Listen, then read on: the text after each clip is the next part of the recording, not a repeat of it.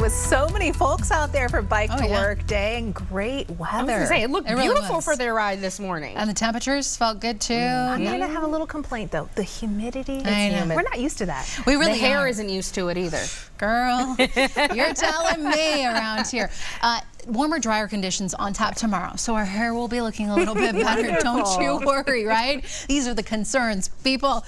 As we look across downtown Denver, I am still tracking that moisture, the storms out in the distance, most up through the high country and then off to the eastern plains. It has been a cooler day for us at 77 officially out at DIA. 3 days back to back to back below average days. It has felt so nice. Except for that humidity, right?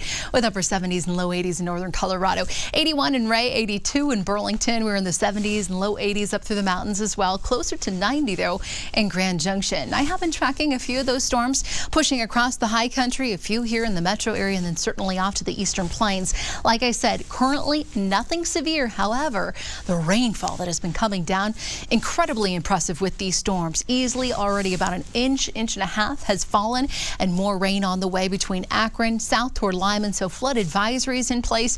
And then the eastern side of the state under a flood watch until 2 in the morning, just because yesterday they had to deal with the same situation with incredibly heavy rains out there. So the soils are already very saturated, and here comes even more rain. It's almost too much of a good thing. We have been watching that cell that pushed off the foothills, impacting Fort Collins over to Loveland within the past about hour and a half, now impacting our friends out there in Greeley and Highway 85 with some small hail and heavy rains. Partly cloudy conditions tonight here for the Denver metro area. Again, our storm threat really pushes out by about 7 p.m. and then we'll be left with those partly cloudy skies. 30s and 40s up in the mountains, and then looking at the futurecast by about 11 p.m.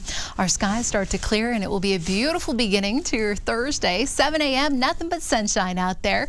By about 4 o'clock you might find a couple of isolated showers off to the eastern plains, very hit or miss, and then throughout the rest of the evening our skies continue to clear. The only caveat to tomorrow's forecast, the fact that we have to deal with an ozone action day. Air quality expected to be unhealthy for folks that have respiratory issues and the visibility poor. Thinking about still heading out to the pool, the sunshine will be out there, hazy, and temperatures warming quite a bit. In fact, we'll be back to the upper 80s, which is more typical for this time of the year here in Denver. 90s in La Junta and Lamar, with more 70s and 80s up through the mountains. Foothills, mid-70s in Allens Park over to Estes Park too, and then your super 7-day forecast. The 90-degree summer sizzle making a comeback by Friday and Saturday. Slightly cooler with a better chance of storms Sunday and into early next week.